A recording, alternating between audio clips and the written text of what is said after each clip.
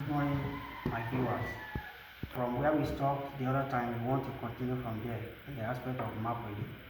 Today, we want to continue with the conventional signs. I will say that conventional signs are symbols representing various features on the ground. We'll try to discuss some of the features like completed buildings, uncompleted buildings, and so on. But today, we want to look at all these features. Why am I making emphasis on these conventional signs? Is because conventional signs is the bulk of the work that you need to know in the map reading. Once you know all these signs, it's one that will enable you to interpret whatever question the examiner is asking you.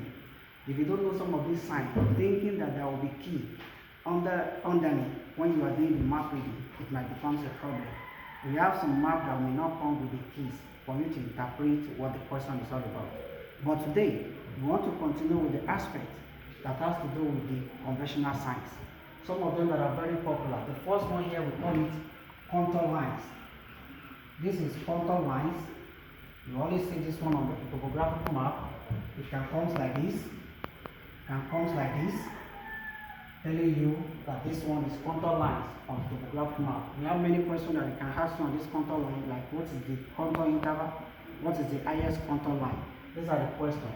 The second one has to do with river, which is always represented with color blue on the map. Anytime, anywhere you see this color, it's always this symbol is always blue on the topographical map. What are the things you need to know about this particular river? We are still going to talk about it in terms of the drainage pattern, how the river is flowing. What type of drainage pattern is this particular river? What is the occupation of people that are there? If you don't know all these signs, you won't be able to answer the question on the map reading. The next one is, this is what we call footpaths on the topographical map. This particular footpath, they can ask you how many settlements is being linked with footpath. You must know it. This one is rail line. They can ask you, what is the purpose of that rail line? In a situation whereby there is farm produce, it is for carrying farm produce to the farm or to where they are needed.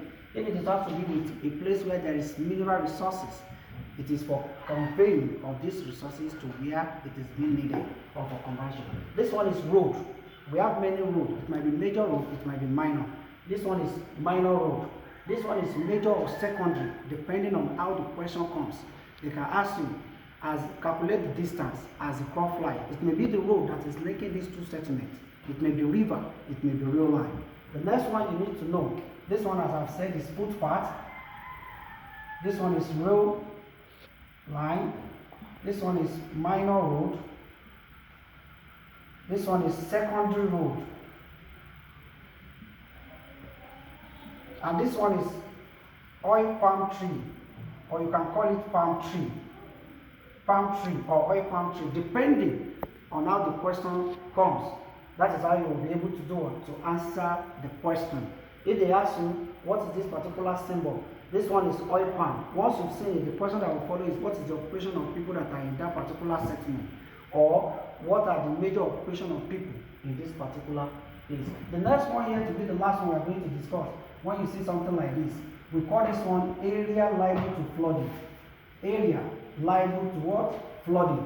Why do we call it area liable to flooding? Once you see it on the map, how will you interpret it? Some likely question they will ask you is, 1, what are the settlements that are liable to flooding? 2, what are the major crops that can be cultivated in a place where this thing is existing? Don't forget to like our videos, comment, and follow us both on Facebook and YouTube. Thank you.